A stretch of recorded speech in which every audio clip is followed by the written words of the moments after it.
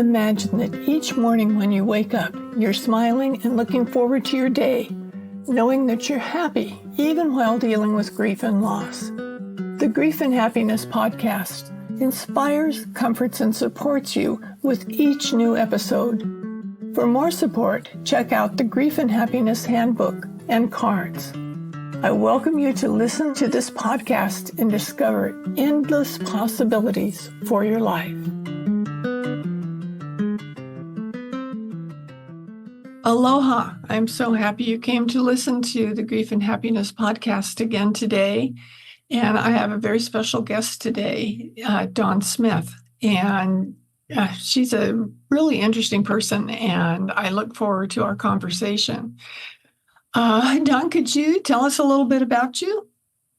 Sure. Hi. Thanks, Emily. I'm happy to be here. Happy to connect with your audience. What can I share about me? I call myself an entrepreneur, a creative, a misfit, a mom. I have a few small businesses actually, but primarily what I do is coaching.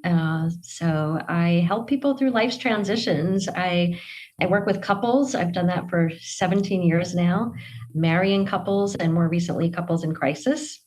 And I have a separate business where I've done career coaching for over a decade, basically helping others figure out what they meant to be when they grew up, if they find this wasn't it, and also more recently helping executives and leaders in the impact and social good, wellness, people who are in mission-driven work to make more impact.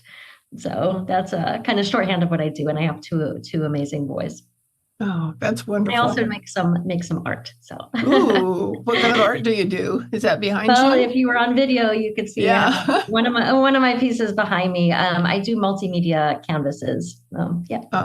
That's wonderful. I find I do different kinds of art, and nice. It's so good for me. You know, it can be very healing. Yeah, it's wonderful for that. And I just get lost in it when I'm doing it, whether I like to do ceramic sculpture and I like to do painting. And you get your hands in the clay and it's transformational. It's hard to describe if you haven't done it, but it's really wonderful. It really is. I really love that. Mm-hmm. And I know that grief isn't your specialty, but everybody grieves, and the people that you're dealing with going through transitions may be grieving jobs they've lost, marriages Absolutely. They've lost, whatever it is. That's so great. I work with any kind of loss because there's a commonality that goes through all of that. So true. Yeah, there really is. And it's interesting how our brains are wired, right? So I'm not a scientist, but I say that I really geek out on neuroscience because I'm fascinated with how our brains process change and how wired we are to stick with our familiar patterns, even when they're not working for us, even when they're really uncomfortable. So I think our comfort zone is definitely a misnomer. Yeah. Right. But it's so interesting. Even when we want change, we can be very resistant to the new. The new is so scary. Yeah, I know with grief, most people, when they're dealing with loss, didn't want to change. Sure. And because of that, and they'll be resistant to having to live a different life than they lived before. Isn't that interesting? The Buddhists say something about, all of our suffering is thinking that life should be different than what it is right at this moment. Mm-hmm. That's a good way to put it. Yeah.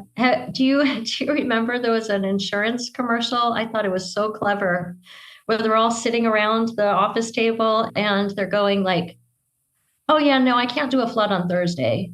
I have to wait till next month for that," right? And they're like trying to plan out these unexpected disasters. Yeah.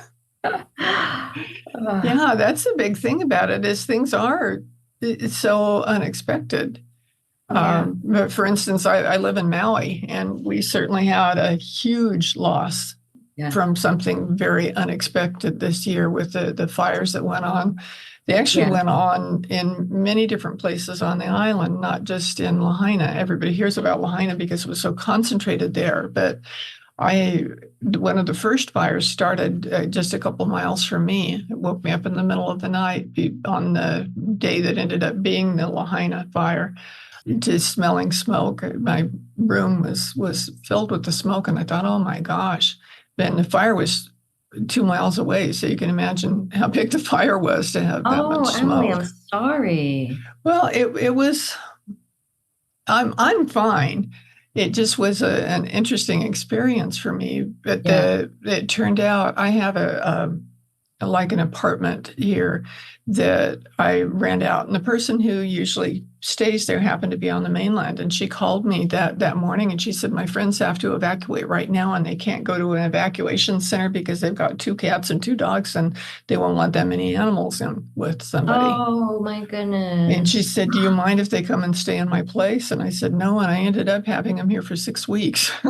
Oh my goodness. And I was just so grateful to be able to do something like that, because on their block, except for 3 houses, the rest of them all burned to their ground. Oh gosh. And their house didn't. It was significantly damaged, but it didn't burn to the ground like the rest of it. But it was terrifying for them. And I was grateful to have that I could give that to them, a place to stay under the circumstances. Wow, that's really beautiful. Thank you for doing that. And I'm glad you were okay. And I'm sorry it's been so hard. Wow. Yeah, and that brings a lot of transitions to people here. And I know this is kind of a big question, but considering the kind of transitions people would go through for that, how can they take care of themselves the best? What advice can we offer them to help them? Absolutely. That's a great question. I'm gonna take that from, there's a million directions we could take that, right? So, I'm not going to take that as much from a sort of logical perspective in terms of the logistics of what needs to happen, because obviously those are so case by case, and I don't, but from a coaching perspective, what comes to my mind first is that one of the things that almost all of the world's most successful people across all different disciplines have in common is having a morning ritual that grounds them, having something that helps them center and remember what is most important before all this stuff grabs for your attention. And especially when we're in transition and we're in crisis, it's so easy to get pulled by what feels urgent. And to be able to have that space to go, what's my priority, right? What do I care most about today? And so one of the things I suggest to people is have a morning ritual, even if it only takes a few minutes, right? 5 minutes, where you maybe express gratitude, you focus on the positive, you think about others, and you decide on your sort of non-negotiable, most important things for the day. Right? Mm-hmm. And if all else fails, if you wake up and have to deal with stuff right away, have what I call your in case of emergency morning ritual. That's 30 seconds, right? Because in 30 seconds, you can say 3 things you're grateful for, your top 1 to 3 things you want to do that day, and maybe a word of intention, right? Today's going to be a day about giving back, or maybe it's a day of asking for help, or maybe it's a day of grace. Whatever it is, that's step 1. And then to give yourself, don't go by anybody else's expectations of what you should get done or how much you should get done, right? Decide on what's most important to you. And if that's one thing and it takes 5 minutes or 10 minutes, do that, and then let yourself breathe, right? That's my thought on it. That's the first thing that comes to mind. That's wonderful. I just actually was thinking about that this morning, because I've had a morning ritual forever, it seems like. Can I ask a little bit what yours looks like? Sure. Are you open to sharing? Sure. I'm happy to share, because it works so well for me. And if it helps somebody else, I would be thrilled. I get the little composition notebooks that come out in the back to school times every year, or the ones that kind of black and white on the outside. And I can get a case of them at one of the office supply stores for 50 cents a piece. And they're for the back to school special. So every year I buy a case or two of them because I fill them up so quickly. And I do things like I just created a special one because I'm working on a talk that I'm giving, and somebody advised me to write down stories that I can use when I'm delivering talks. And so I thought, I'm going to have this. I know that people can't see it, but I'll show it to you. Mm-hmm. I covered the book with a gift bag that I had. Somebody had given me this gift in that bag, and I thought, I used to make book covers in high school when you had to be responsible for your books. Exactly. I remember doing that. We have to do that for all of our books. Yeah. So I cut up the paper bags and you have to So I made one out of that, and I write in that, but I've got several different journals that I use for different things, but I specifically write in the journal every day. And the first thing I do is when I wake up is I stretch and I take a really deep breath and say, I woke up. Yeah, that's right. I love that. I know, I'm just really happy with that. And there's something about the movement and the breathing that kind of is a jump start for me. Sure. And then before I get out of bed, I pick up my journal and I write at the beginning of it, I write this like set of things that I'm grateful for always, to just keep my focus on that sort of a thing. Nice. And I say, let me see. Thank you, God, for guiding, surrounding, supporting, inspiring, comforting, protecting, and imbuing me with your love and light. Beautiful. And that's kind of like my mantra first thing. And then I write after that anything that I want to write about. Because this morning I was especially inspired because I got this idea about this talk that I wanted to do. And I thought, this is so cool. And I wanted to write it all down before I forgot all the details. Because a lot of times when I wake up, it's when I have the most inspiration going on. Yep. And I got up this morning because my little book was in the other room. So I got up at 5 o'clock this morning and went out in the other room to grab my book and then took it back in. Because I write in bed. I sit up in bed and write there. Because if I get out of bed, I'm easily distracted. So I commit to doing this before I get out of bed. Then I write whatever I'm writing about, what I'm thinking, thoughts I want to explore, whatever it is that comes to me.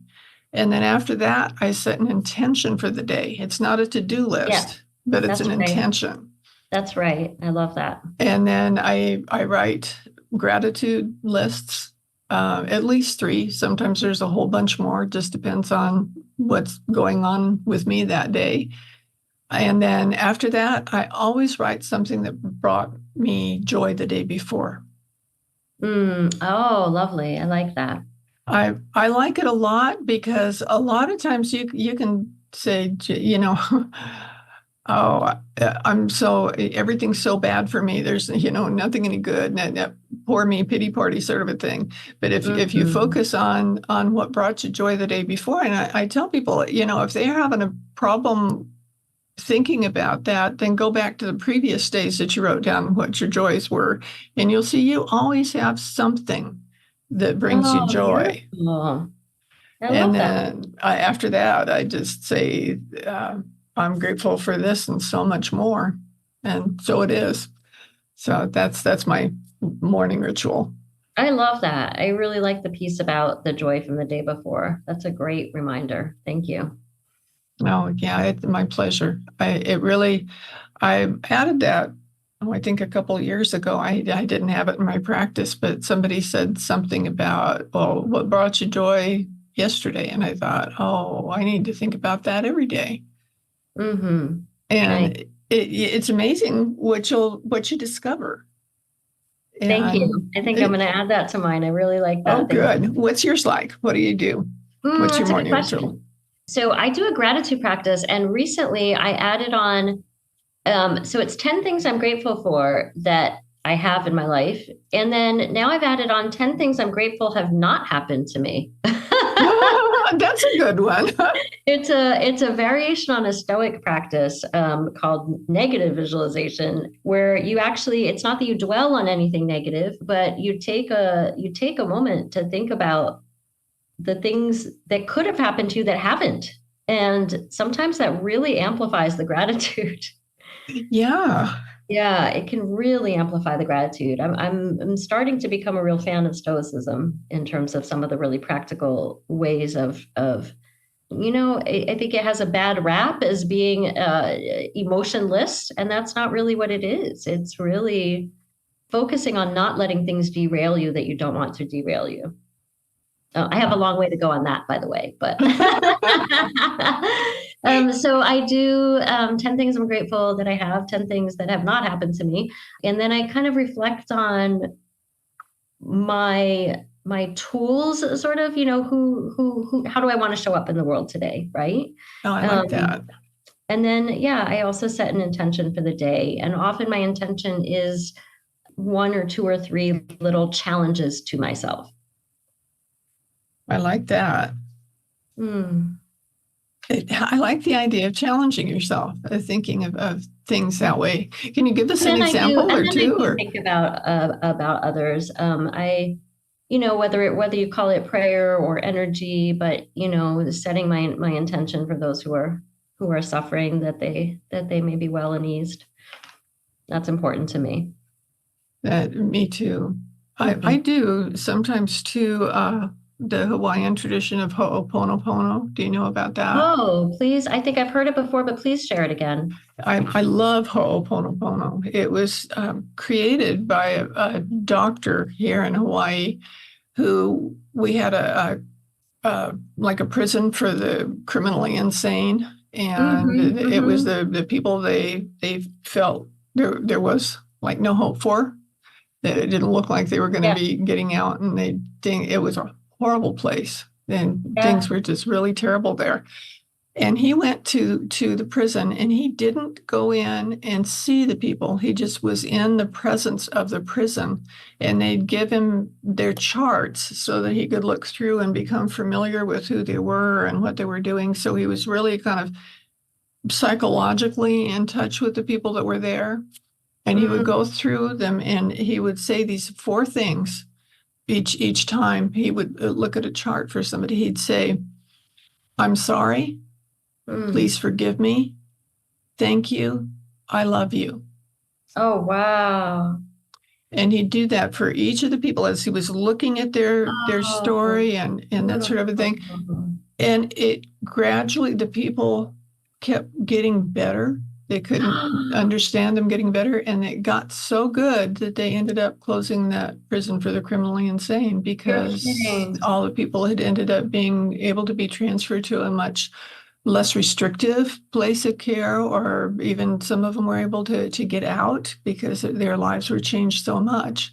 Oh, and he never saw them, but this is a real thing. There's all the documentation on it that Where can happened. I find this story, Emily? This is an incredible story. Just look up Ho'oponopono. It's Ho'oponopono. Thank you. And I love Hawaii has such incredible things over here. It's just a magical place. I love that story so much. I want to find that and post about it. Thank you. Yeah. Yeah, it's really, really good. And they've done a lot of things with going real deep into study about it and using it in different situations and all kinds of things. And everybody just kind of loves it. So when I've got somebody that I'm dealing with that maybe I can't see, I can't talk to, is resistant to hearing anything, then I'll just do Ho'oponopono for them. Oh, Emily, I love that practice so much. It reminds me of one of my favorite quotes, which is what Oprah said when she went off the air after doing her daily show for, I think it was 20 something years, right? And she was asked, what was sort of the common thread? What had she learned, right? You've probably heard this. She had talked to thousands of people all over the world from every walk of life and every age. And she said, oh, everyone had one thing in common, and I remember hearing her say this and thinking she was going to say something about love, right? And she said, we all want to be seen. We all want to be heard. We all want to know that we matter. Oh, wow. Right? Yeah. And I think that's part of why I love my work so much, and it feels so moving to kind of what you're sharing, to presence with people. And it's easy to hold that space and be neutral when you haven't been personally affected by whatever the calamities are, right? Sometimes in very, very difficult situations, but to be able to sort of hold that sacred space, even when people have gone through really difficult things or done really difficult things, and, to be able to see and hear and let them know that what they have to share matters. Yeah. That's right. I did it a lot during the fires, for just the people over there in general, because, there were so many people affected by it. It's such an important part that, my sister, who I know you spoke with, she does a lot of that work, right? So when we think of crisis and who gets called, I know I always thought right away of you think of the first responders, right? Who's going to come and actually take care of the medical situation and the fire and what's actually left at the crisis scene. But such a vital piece of it is, now what? How do you presence with people? Yes. Yeah. Now what is Yes. Yes, I bet it's a great question. Now what every day, right?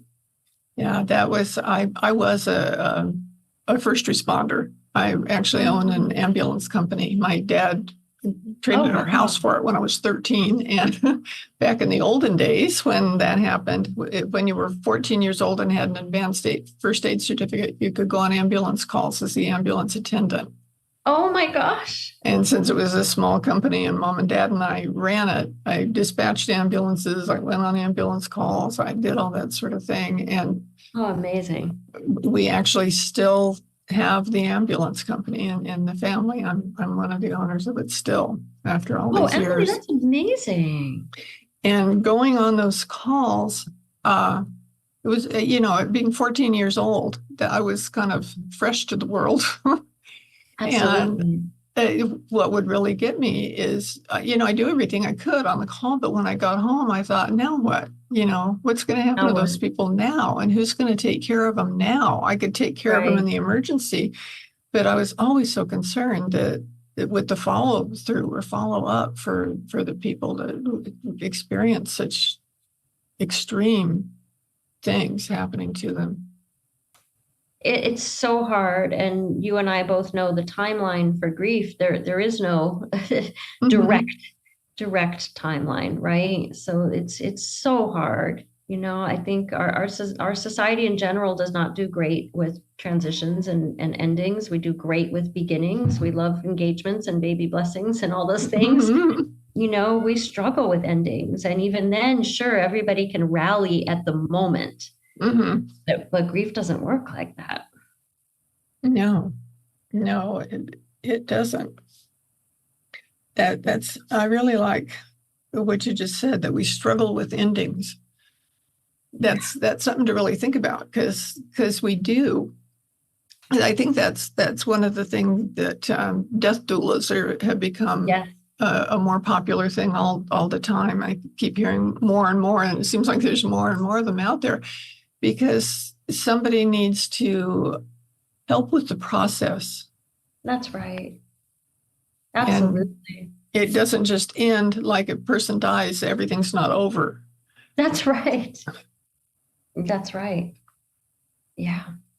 So I think we all would do better by focusing on process. Agreed.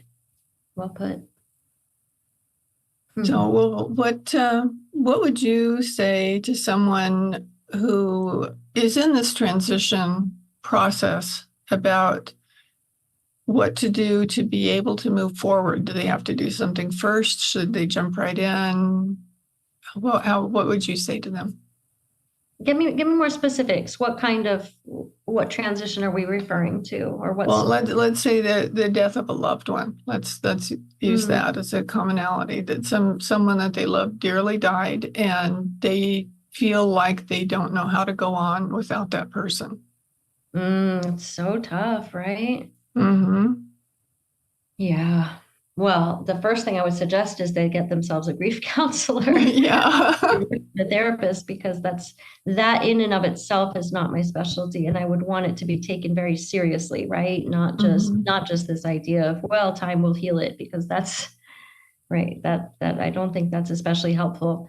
But again, from a coaching standpoint, it's what are the anchors, right? So when everything feels like it's in transition and everything feels different, because often that's what happens, right? There's an identity piece to it, right? It's like, Yes. who are we now that giant piece of our life has changed, right? And you're right that there's some overlap. It's not the same. But if I'm working with somebody that's leaving a career after 30 or 40 years, right? Mm-hmm. Or that's getting a divorce, right? There's pieces of it where it's, well, who am I outside of that? And that part is terrifying until it's exciting. Oh. You know what I mean? And Uh-huh. it's not a straight line. So it's never all or nothing. But there is that moment where you get to realize that now you can choose intentionally how you build from here, and who you are and what you want to prioritize. And so I think, again, my focus in those spaces, the foundation of all of my coaching work is on what I call the 20-minute solution, which is the idea that we can reach any goal and make any shift in our lives in 20 minutes or less per day. I like that. Yeah, and it's true. And that emerges from my work with neuroscience, but also my ADD, where I can't sit for hours at a time, even if I'm passionate about something. And it turns out that can actually be a really positive thing. It's a myth that we're supposed to have the critical thinking capacity to sit down for 4, 6, 8 hours a day. It's not true. We all only have a little over 2 hours of critical thinking capacity a day. So all that to go back to your question, figure out one or two of these tiny things that can anchor you, right? So is it journaling? Is it giving yourself blocks of time to grieve, right? Is it deciding what your 10 steps are going to be on a day when you feel 80%?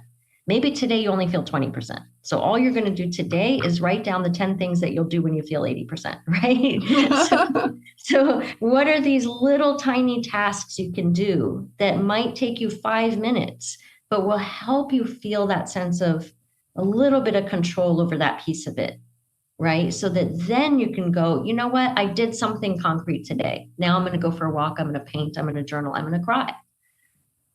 That's how I would approach it. I love that. That's really good. I think a big part of the issues come up when people want a solution that they can just do this right now and it'll be over. Don't expect yourself when you're in hardcore grief that you're still going to do focused work for 4 or 6 or 8 hours a day. I don't think that's realistic. Yeah, I don't either. I always those spaces. I get very concerned about people who have a job and they don't get any grief relief. Yes. You know, they just are expected to go back to work as soon as the funeral's over, and it makes like everything was the same as it was before. And that's not how it works. Yes. Back to our society not doing very well with endings. Yeah. Very well equipped for it. Yeah. Yeah, I know my dad died suddenly. We had, no warning that it was going to happen. He just died. And after the funeral, I had to go back to work immediately. And nobody said anything to me. I was teaching at a university, and I'd run into people in the hall that that knew what had happened, and they'd turn them and go the other way so they didn't have to talk to me because they couldn't deal with it, I guess. They didn't know what to say to me, so they just didn't. And that was really, really hard. Really tough. So what would your advice be if you know that somebody close to you is going through grief? Again, that's something my sister and I talk about. I feel like she does such a good job because she works with people experiencing death all the time. And I think her approach is often, don't ask, is there anything I can do to help? That's right. Just actually do things, right? Just actually do things. And I marvel at that because I feel so awkward with that. So I'm wondering what your suggestions are, because that's one of them. I strongly advise people to just figure out something to do and do it, whatever it is. And it can be something as simple as going to visit the person and sitting there with them. Don't expect them to talk, and you don't have to talk to them. Just be present. That's beautiful. And the other thing that I highly recommend that I think is really good is if you know the person who died, or you know about your friend's relationship with the person, whatever it is, if you can find things to say kind about them, mentioning their name, that makes a huge difference. I know when Jacques died, I had two husbands die, and when Jacques died, I would have people say, and he was a bioethicist, the chair of the philosophy department at the college. So everybody kind of thought of him as an intellectual, but he did acting and singing, had a beautiful singing voice, and he'd do that all the time too. And so people were really surprised when they'd only known him as this professional, when they'd come out and he'd be doing something really funny at the melodrama. And people would tell me, I remember that time Jacques wore that pink tutu. I love that. And that makes me laugh, to hear something like that. And with Ron, people would say, the advice that Ron gave me just changed my life. It was so helpful to me, and my business is different. And he gave me such a gift. And so hearing things like that, and whatever it is, you can say, I remember that time you gave me a ride when I really needed it. It doesn't have to be something big and profound, just something kind. And when you can express that kindness, it's so helpful, better than anything else. Thank you. That's great advice. You're welcome. I like to give it because it's the sort of thing that I know when I say it, hopefully people will remember it when the time comes and they can use it. Right. Well, I have really enjoyed talking to you today. You have anything else you'd like to tell us before we stop? Oh, I don't think so. I just, this has been such a lovely conversation. You've given me advice, hopefully, I hope your listeners have picked up a few tips.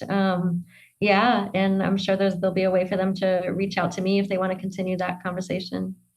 That would be great. All of your links will be in the show notes so that people will have access to you. And I took notes with some of the things that you were saying too. It's hard to write and talk at the same time, but I always love little things that I learn by talking to somebody. So thank you for that.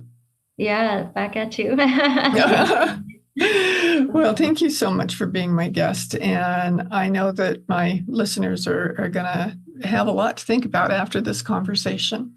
Yes, I think so too. Yeah. Thank you so much. Wonderful to be with you. Oh, you're welcome. Thank you. And I'll see my listeners again next week with another show that you'll really want to hear what's going on, offer you comfort and support. Do you want more comfort and support and happiness? Join the Grief and Happiness Alliance at our free gatherings on Zoom every Sunday. Visit my website at griefandhappiness.com and read my books, The Grief and Happiness Handbook, and get your set of the beautiful Grief and Happiness cards. Be sure to subscribe to our podcast, rate it, review it, and binge listen to all of our episodes. I can't wait to welcome you back to another episode of the Grief and Happiness Podcast.